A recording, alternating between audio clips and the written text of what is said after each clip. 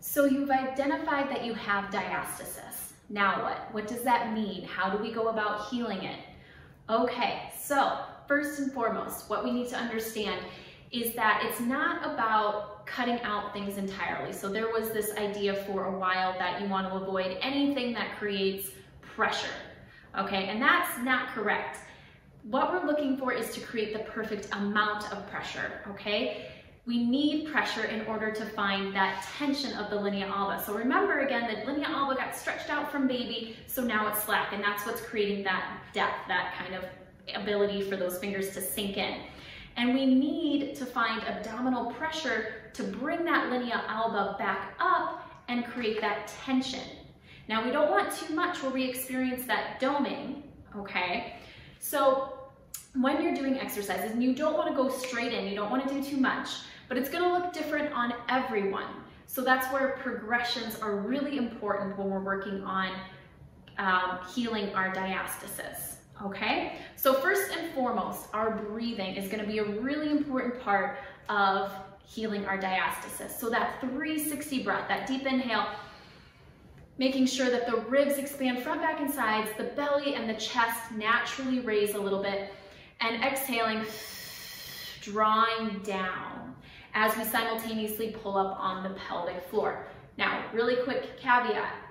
Be very careful as you're trying to heal your diastasis, because we're trying to create some pressure there. We need that for that healing, but we don't want to create too much or bear down too much that we're putting so much pressure on our pelvic floor that we're completely kind of sacrificing our pelvic floor to heal our DR, okay?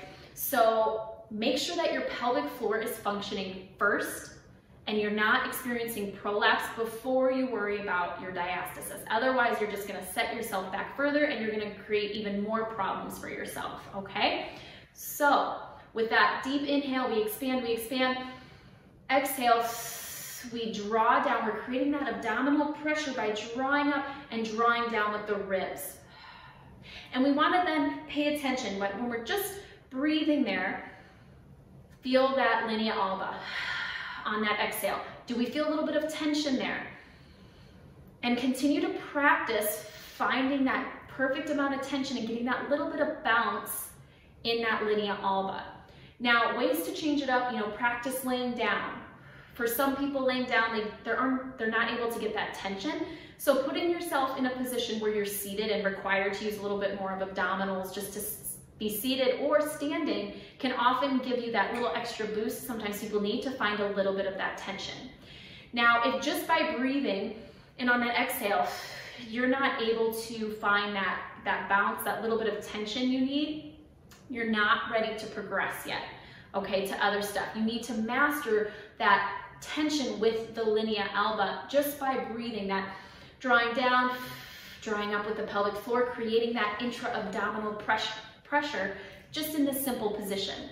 Once you've mastered that and it becomes quite natural and have done this regularly, it doesn't seem hard, you don't have to overthink about it, then we can progress to adding it to exercises, okay? So doing something like a wall plank, let's imagine this is my wall, but instead of coming all the way down and walking those hands back, it puts a little more pressure on that abdominal wall. And the challenge is to manage the pressures with that abdominal connection. Now, if you go and you kind of advance, you progress, and you go into that wall plank, perhaps, and you start to notice that you're over sinking, again, you can't get that tension, take it back a little more, keep working on it. If you notice that you are doming and you get this hard, kind of really pushing out a lot of pressure there, again, we need to step it back a little bit. We want to avoid putting so much pressure on that abdominal wall that we get that doming, because it's just going to keep us from healing, okay? So again, it's about progressing. It's about finding the right kind of tension. Now that's going to look different on everyone. So keep that in mind as you're working towards healing your diastasis. We're trying to find that balance of tension and pressure, but not too much.